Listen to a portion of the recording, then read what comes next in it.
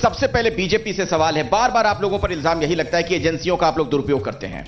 देखिए, दुरुपयोग नहीं होता, एजेंसियों का सदुपयोग हो रहा है। जो लोग चोर हैं, जो भ्रष्ट हैं, क्या आपको पता नहीं ये शीश महल में रहने वाले लोग हैं जिनका अभी वक्तव्य आपने सुना, 9-9 लाख रुपए के पर्दे लगाने वाले लोग हैं। ये बहुत सादगी और ईमानदारी की बात करके आए थे और कहते थे कि हम ट्रेनों में सफर करेंगे। उनको पता है आपको कितनी महंगी गाड़ियों में चलते हैं ये लोग? एक एक करके इनके चेहरे बेनकाब होते गए हैं, इसलिए चिल्ला रहे हैं और ये जेलों में हैं और इनका भविष्य है जेल, क्योंकि इन्होंने बहुत बड़ा भ्रष्टाचार और घोटाला किया। ये कह रहे हैं कि सदुपयोग किया जा रहा है एजेंसियों का, दुरुपयोग नहीं हो रहा है। पहले तो मैं अखिलेश आनंद जी, आपको और आपकी टीम को इस इल्म, अदब और सियासत की धरती, या यूँ कहें कि समाजवाद की धरती पे हार्दिक स्वागत, अभिनंदन, वंदन करता हूँ। और आपको धन्यवाद देना चाहता हूँ कि इस आजमगढ़ की मूलभूत समस्याओं को उठाने के लिए आपकी पूरी टीम आजमगढ़ में आई। ये अभी कह रहे हैं हमारे भाई कि चोर और पर्दे की बात कर रहे हैं मांगे मांगे। मैं पूछना चाहता हूँ कि देश के प्रधानमंत्री कहते हैं कि मैं भिखारी हूँ, झोला उठा के चल दूंगा। 50-50 लाख का सूट देश का प्रधानमंत्री पहनता हो और गरीबों के पास खाने के लिए अन्न ना हो, 80 करोड़ जनता को अनाज पे रखता हुआ प्रधानमंत्री 50 करोड़ का सूट आ कहां से रहा है।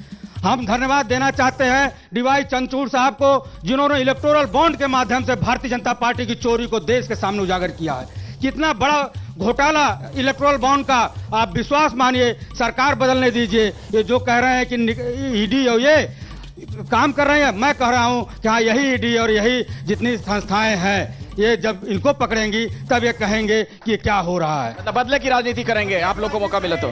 जो इन्होंने भ्रष्टाचार किया है इलेक्ट्रोल बॉन्ड के माध्यम से, जो इन्होंने वैक्सीनों पे पैसा लिया इलेक्ट्रोल बॉन्ड की वैक्सीनों की कंपनियों से, फर्जी वैक्सीन हमारे देश की जनता को। मैं कांग्रेस के नेता से जरा इसी पर एक सवाल पूछ लेता हूं, चूंकि अरविंद केजरीवाल जी को सभी लोगों ने सुना, वही बात जो बार बार उनका कहना है कि एक तरीके से उनको फंसाया गया है, गलत है सब कुछ।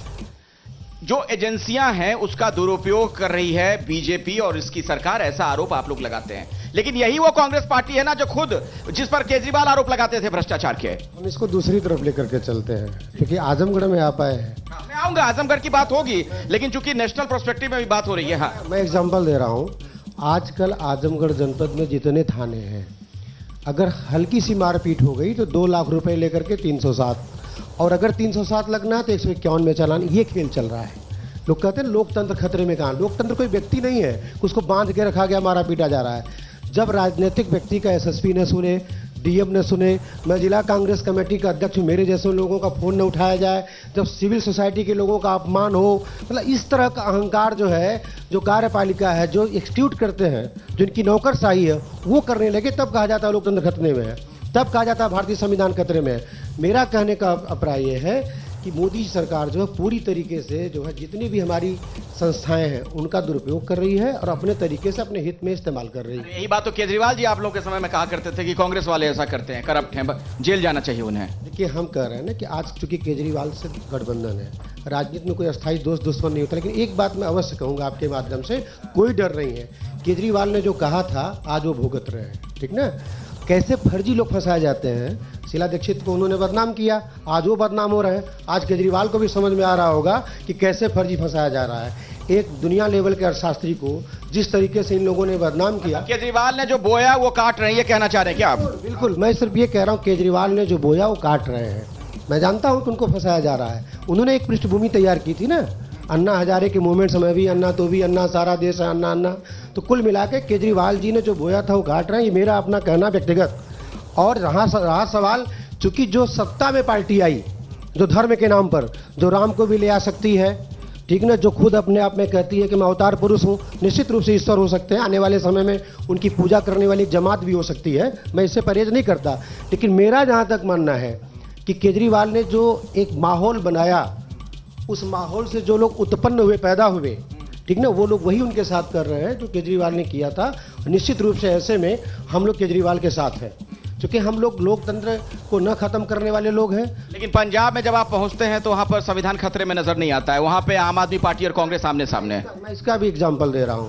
हम तो ऐसे एग्जांपल जानते हैं।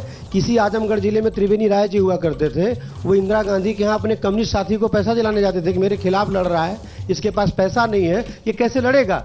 हम आजमगढ़ के लोग, महापंडित राहुल सांकृत्यायन की धरती है, जिसने बोलगा से गंगा लिखा, नहीं, राहुल सांकृत्यायन की जो धरती है, वोल्गा से गंगा जो उन्होंने लिखा वो भी मुझे पता है, लेकिन मैं केजरीवाल जी की बात कर रहा हूं, राहुल सांकृत्यायन जी की बात नहीं कर रहा हूं मैं। आजमगढ़ के परिप्रेक्ष्य से जो बात जानी चाहिए, आजमगढ़ के चरित्र के हिसाब से जानी चाहिए थे। क्योंकि मैं आजमगढ़ में पैदा हुआ हूं, तो मेरा ये कहना है ना कि अगर कोई मेरा विरोधी भी है और मेरे खिलाफ चुनाव लड़ रहा है, तो बड़ा हृदय आपने दिखाया। आपकी सबसे बड़ी नेता सोनिया गांधी जी को उन्होंने कुछ कहा नहीं कहा, कुछ अब भूल गए। चलिए